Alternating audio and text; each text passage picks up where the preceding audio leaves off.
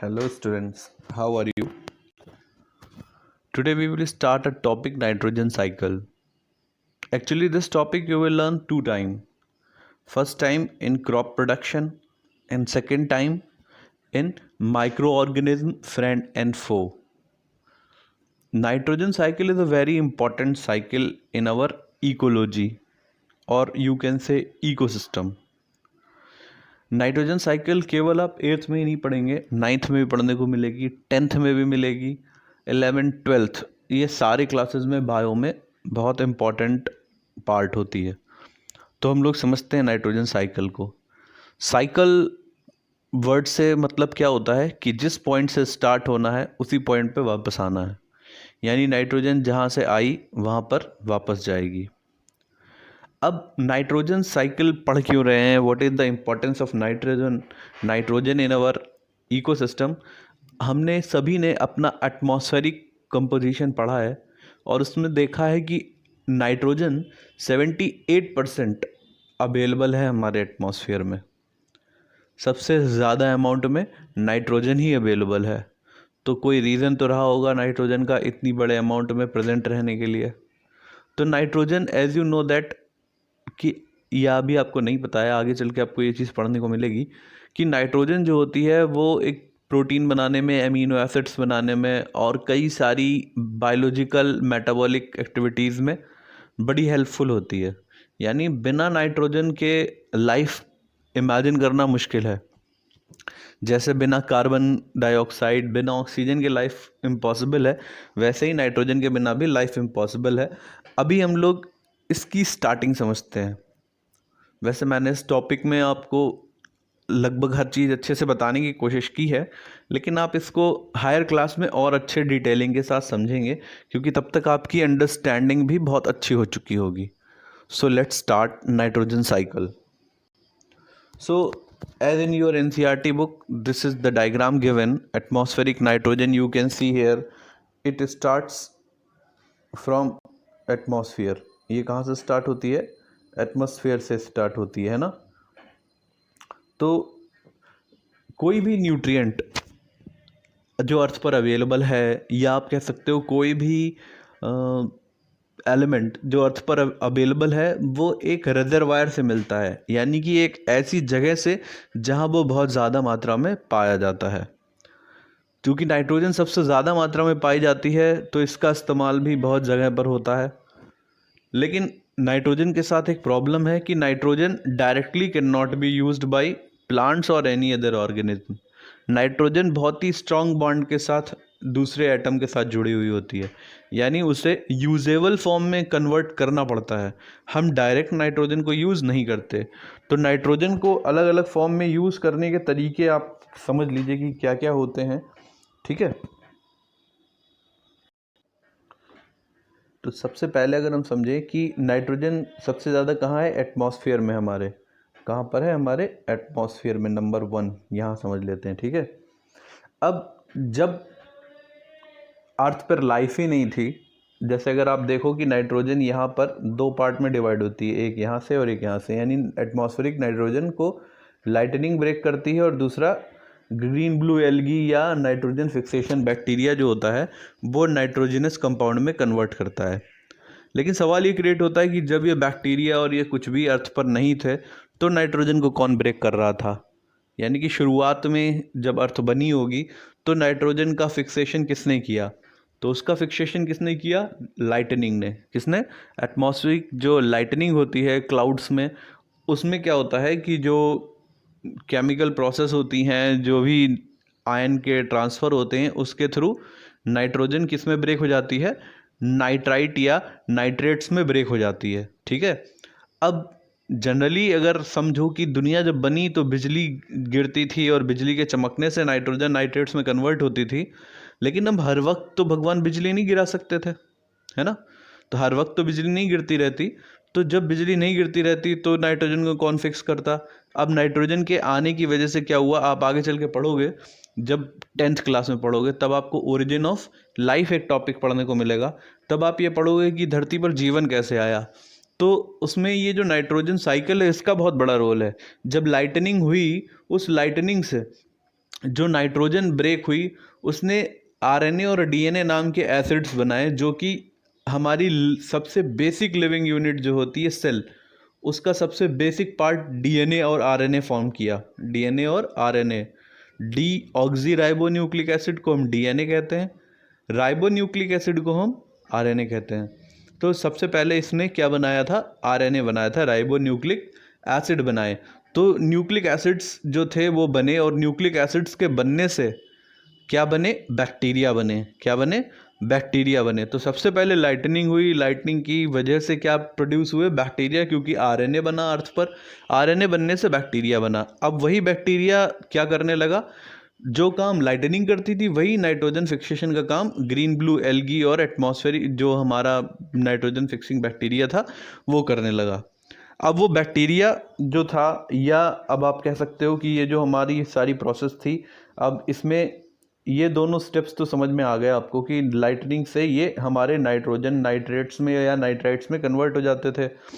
अब इन कंपाउंड्स को कहाँ भेजा जाता था, सॉइल में। ये कहाँ पहुँचते थे, सॉइल में पहुँचते थे। ठीक है, अब सॉइल से इन चीज़ों को कौन लेता है, प्लांट्स लेते हैं ना। प्लांट्स को सारे के सारे नाइट्रेट्स, नाइट्राइट्स, अमोनिया, जितने भी न्यूट्रिएंट होते हैं वो सभी ने लेते हैं। अब इन प्लांट्स को कौन खाता है, एनिमल्स खाते हैं। इन एनिमल्स को उन जो नाइट्रेट्स होते हैं वो उनकी बॉडी में पहुंचने के बाद एमिनो एसिड फॉर्म करते हैं, फैटी एसिड्स फॉर्म करते हैं, और बहुत से ऐसे न्यूट्रिएंट फॉर्म करते हैं जो हमारी बॉडी बिल्डिंग में बहुत इंपॉर्टेंट रोल प्ले करते हैं। अब जब हम डाइजेशन की प्रोसेस करते हैं, हमारे अंदर बहुत सारी मेटाबॉलिक प्रोसेस होती हैं, मतलब कि केमिकल रिएक्शंस होती हैं जो हमारी लाइफ के लिए ज़रूरी हैं। उन रिएक्शंस के बाद जब रिएक्शन होती है तो डेफिनेटली वेस्ट प्रोड्यूस होता है। तो उसके वेस्ट प्रोड्यूस होने में नाइट्रोजनस वेस्ट प्रोड्यूस होता है, जैसे यूरिया हो गया, या बर्ड्स की बात करें तो वो यूरिक एसिड जनरेट करती हैं, ह्यूमंस की बात करें तो वो यूरिया जनरेट करते हैं।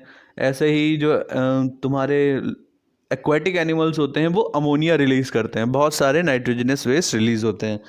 अब क्या होता है, वो नाइट्रोजनस वेस्ट या डेड बॉडी बनने के बाद जितनी भी नाइट्रोजन हमने कंपाउंड फॉर्म में ली थी वो सॉइल में वापस चली जाती है। यानी हम या तो एनिमल को दफना देते हैं, जला देते हैं, या जो डेड एनिमल्स, जंगली वाइल्ड एनिमल्स होते हैं वो ज़मीन में रह जाते हैं और डिकम्पोजर्स उनकी बॉडी को ब्रेक कर देते हैं, जिसकी वजह से क्या होता है, उनको वापस सॉइल में भेज दिया जाता है। ठीक है, जितने भी नाइट्रोजन नाइट्रेट्स थे वापस सॉइल में पहुंच गए। अब जब ये वापस सॉइल में पहुंच जाते हैं तो क्या होता है, अब एक ऐसा बैक्टीरिया होता है जो क्या होता है, डीनाइट्रिफिकेशन बैक्टीरिया कहलाता है। क्या कहलाता है, डीनाइट्रिफिकेशन। मतलब कि जो नाइट्रेट्स इसमें आपके सॉइल में मिले हैं आके, उनको वापस किस में कन्वर्ट कर देगा, नाइट्रोजन में। किस में कन्वर्ट करेगा, नाइट्रोजन में। और कहाँ भेज देगा, वापस एटमॉस्फेयर को। अब हम हर प्रोसेस को दोबारा एक बार डेफिनेशंस की फॉर्म में पढ़ेंगे। ठीक है, तो let's start with the definition. Nitrogen cycle is the process by which nitrogen is converted between various chemical forms. मैंने आपको बताया कि नाइट्रोजन जो एटमॉस्फेयर में अवेलेबल है वो directly can not be used, it should be converted. ठीक है, and it can be converted bye biological and physical process, यानी कि ये नेचुरल और फिजिकल तरीक़ों से भी किया जा सकता है। तो नाइट्रोजन साइकिल के कुछ स्टेप्स होते हैं जो हमने अभी देखे हैं, तो उन स्टेप्स को वन बाय वन समझ लेते हैं। पहला है नाइट्रोजन फिक्सेशन, उसके बाद है nitrogen assimilation, ammonification, nitrification, denitrification, sedimentation. Now let's discuss one by one each. और ये समझने से पहले समझ लेते हैं कि नाइट्रोजन जो होती है हमारी अर्थ पर किन किन फॉर्म में पाई जाती है। तो नाइट्रोजन अपने रिजर्वायर में यानी एटमॉस्फेयर में किस फॉर्म में पाई जाती है,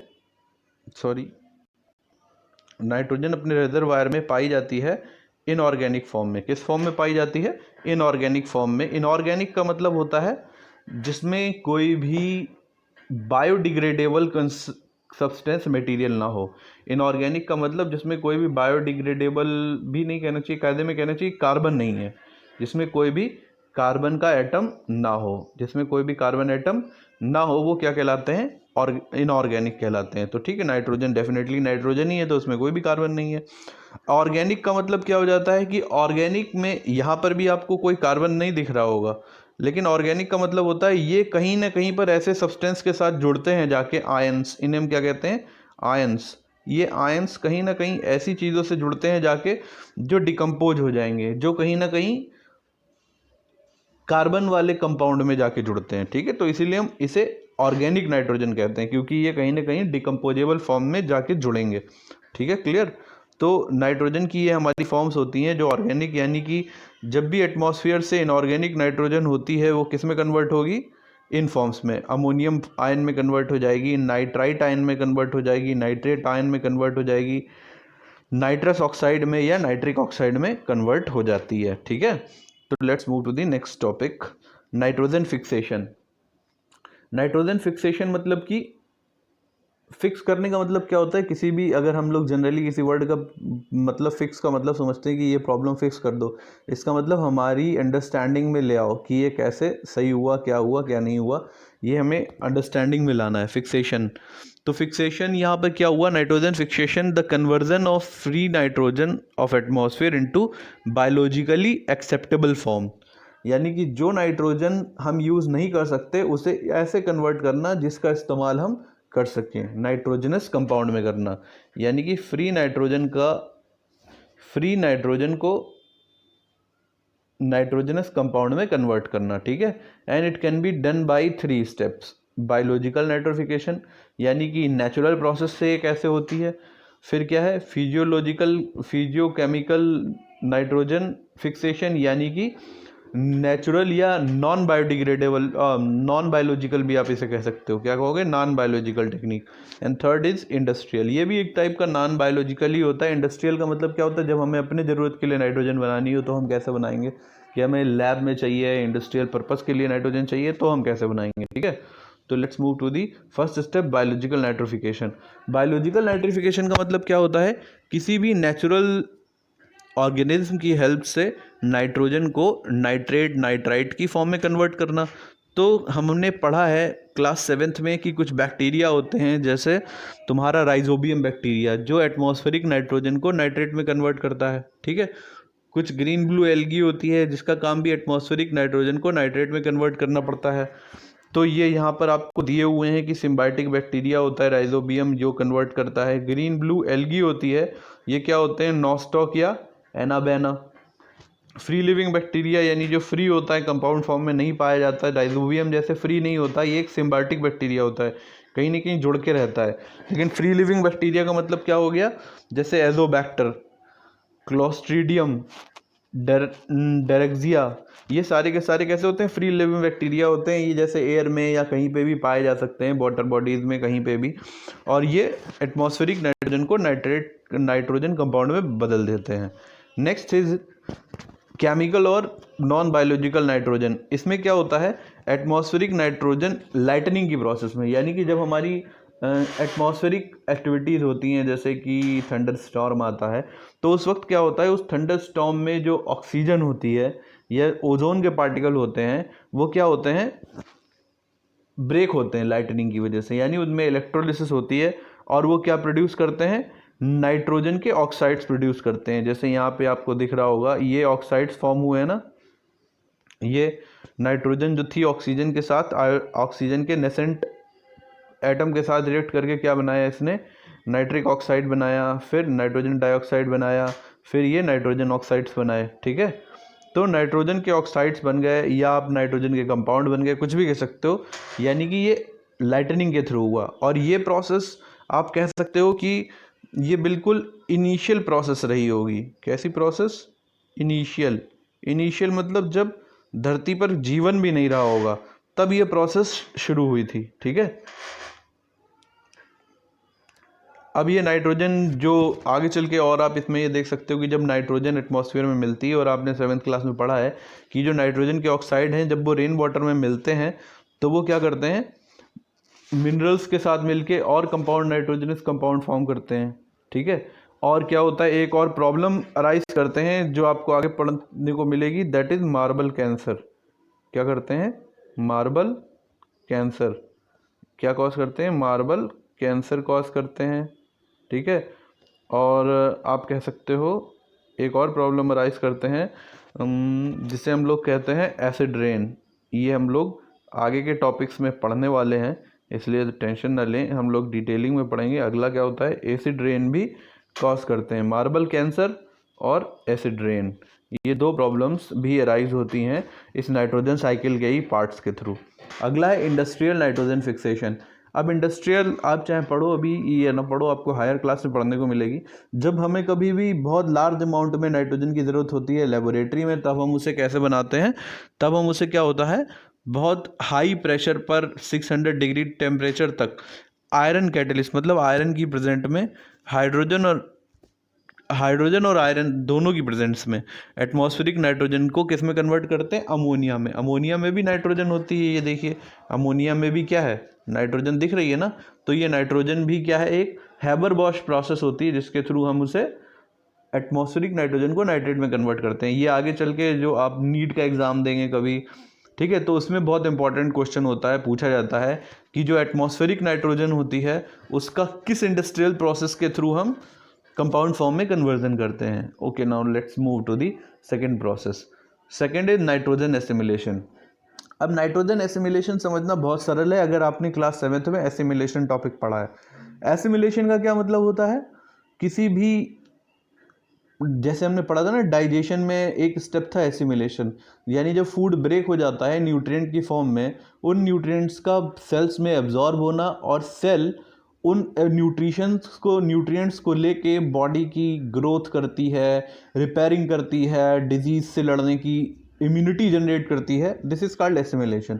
now the same is here, nitrogen assimilation means when inorganic nitrogen is converted in organic forms, मतलब कि जो एटमॉस्फेरिक नाइट्रोजन है जो कन्वर्ट हो गई है किस में, नाइट्रोजन कंपाउंड में, उसका ग्रीन प्लांट्स से एब्जॉर्ब होना और नाइट्रोजनस कंपाउंड में यूज़ होना, और फिर वो नाइट्रेट क्या करते हैं जाकर हमारी बॉडी में अमीनो एसिड फॉर्म करते हैं, या अमीनो एसिड्स प्लांट्स में फॉर्म हुए एक तरीके से, ठीक है, प्रोसेस होती है, और फिर वो प्रोटीन बनाते हैं, एंजाइम बनाते हैं, क्लोरोफिल, न्यूक्लिक एसिड्स बनाते हैं। न्यूक्लिक एसिड मैंने बताया था ना, जो नाइट्रोजन जब लाइटनिंग हुई तो नाइट्रोजन ने सबसे पहले क्या बनाए थे, न्यूक्लिक एसिड बनाए। न्यूक्लिक एसिड से क्या बने, तुम्हारे बैक्टीरिया, ठीक है, इन बैक्टीरिया से स्टार्टिंग हुई हमारी। तो let's move to the next topic, that is ammonification. As it very clear from the name कि अमोनिफिकेशन, अमोनिया का बनना। तो इसमें क्या होता है, in this process of releasing ammonia by microorganism utilising organic compounds driving the dead organism, यानी कि जब भी जो डेड ऑर्गेनिज्म होते हैं उन पे माइक्रोब्स लगते हैं, उन्हें डिकम्पोज करते हैं, तो उनकी बॉडी किस में कन्वर्ट हो जाती है, अमोनिया में। किस में कन्वर्ट हो जाती है, अमोनिया में। यानी जब कोई ऑर्गेनिज्म, पेड़ पौधे जो होते हैं डाई हो जाते हैं और वो डिकम्पोज होते हैं, तो उनकी बॉडी जो होती है वो एक तरीके से कहो ना कि सड़ने लगी, गलने लगी, तो उससे अमोनिया प्रोड्यूस होती है। Then this process is known as ammonification. Okay, and that can be done by bacillus ramosus. Okay,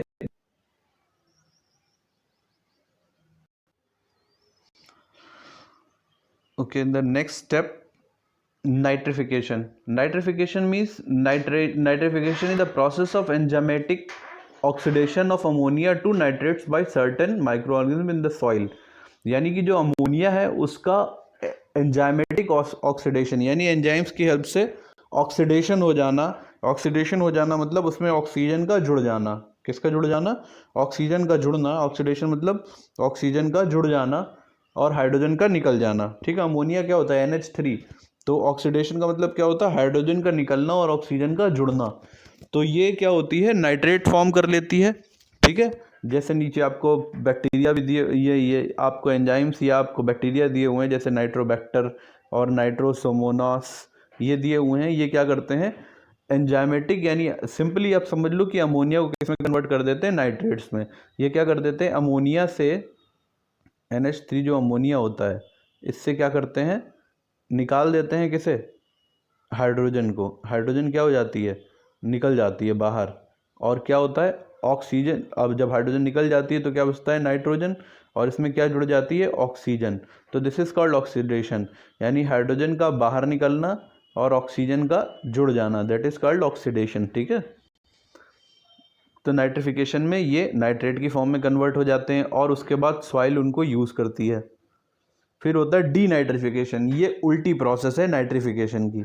अब इसमें क्या होता है कि जो नाइट्रेट सॉइल में थे, nitrates back into the largely inert nitrogen gas, यानी कि जो नाइट्रेट हमने सॉइल में पहुंचाए थे, कुछ ऐसे बैक्टीरिया होते हैं जो उस नाइट्रेट को वापस किस में कन्वर्ट कर लेते हैं, नाइट्रोजन में। जैसा कि ये रिएक्शन लिखी हुई है ना, यहाँ पर क्या है, आपके नाइट्रेट हैं जो फिर किस में कन्वर्ट हुए, ये आपको दिख रहा है ना, नाइट्रेट है, ये नाइट्राइट में कन्वर्ट हुआ, फिर नाइट्रिक ऑक्साइड में हुआ, फिर नाइट्रोजन ऑक्साइड में हो गया, और फिर नाइट्रोजन में कन्वर्ट हो गया, पूरा का पूरा हो गया ना। तो ये वापस नाइट्रोजन साइकिल, मतलब nitrogen back to the atmosphere चली जाती है। ठीक है, फिर अगला स्टेप है सेडिमेंटेशन। ये बहुत इंपॉर्टेंट पार्ट है, आपको ये आगे चल के डीपली बायोलॉजी में पढ़ने को मिलेगा। Process of sedimentation in plants में, नाइट्रोजन सेडिमेंटेशन की फॉर्म में। ठीक है, क्या होता है, sometimes nitrates of soil are locked up in the rocks while they are washed down to the sea or leached deeply into the earth along with the percolating water. This process is known sedimentation. अब यहाँ पर आप एक process ये आप पढ़ रहे होगे, ये टर्म दिया हुआ है लीच। लीच का मतलब क्या होता है कि जो नाइट्रोजन होती है, जब पानी ऊपर से आता है तो जो रूट्स में नाइट्रोजन होती है, वो जनरली क्या होती है, नाइट्रोजन आपने नाइट्रेट की फॉर्म में कहाँ कर दी, सॉइल में। ठीक है, और सॉइल को पकड़ के कौन रखती है, रूट्स। तो सॉइल और रूट का जो कॉम्बिनेशन होता है वो नाइट्रोजन को कैरी कर रहा होता है। जब हम पानी उसमें डालते हैं या पानी, बरसात का पानी उसमें आता है, तो नाइट्रोजन जो होती है वो रूट को छोड़ देती है, और सॉइल को छोड़ के क्या होती है, रॉक्स में जाके, जो नीचे हमारी रॉक्स होती हैं डिफरेंट काइंड की, एक्विफर होती हैं, और जो तुम्हारी नीचे कह सकते हो ना बेड रॉक्स होती हैं, उन रॉक्स, बेड रॉक तो नहीं कहना चाहिए, जो रॉक्स होती हैं below the underneath the earth surface, उन रॉक्स में जाके इकट्ठा हो जाती है। और वही रॉक्स क्या होती हैं, उनके जिनके अंदर नाइट्रोजन है, उनके साथ ही ये वॉश्ड ऑफ होके कहाँ तक जा सकती है, परकोलेशन, यानी कि पास होके पानी के साथ कहाँ चली जाती है, डीप सी के अंदर। ठीक है, तो अगला टॉपिक हमारा क्या है, अब ये सॉरी सेडिमेंटेशन तक ये टॉपिक पूरा हो गया। तो ये हमारी नाइट्रोजन साइकिल थी, इसके सारे स्टेप्स थे। अगर आपको ना समझ में आए, आप बैक जाकर उसे फिर से सुनिए। अगर फिर भी ना समझ में आए, you can ask to me again. Okay, thanks for slide share website, because on that website I got lots of informative PowerPoint presentation. This is also a PowerPoint presentation presented by Abdur Raqib. Okay, this is the PPT presentation on SlideShare website. So thank you for SlideShare website, and if you have any doubt, you can ask to me. Thank you, students.